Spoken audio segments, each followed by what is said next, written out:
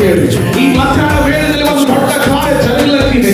ಆ ನಂಬಿಕೆ ಕ್ರಿಯೆಯಿಂದ ನಡೀಲಾಗ್ತದೆ. ಹಾಲೆಲೂಯಾ.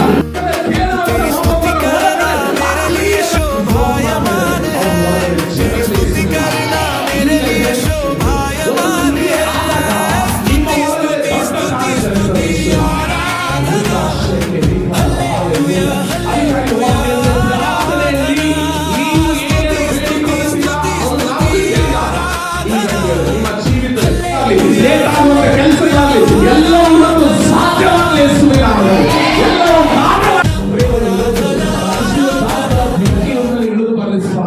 ಆ ನಂಬಿಕೆ ಹೃದಯಗಳು ಇವತ್ತು ಜರಗಲಿ.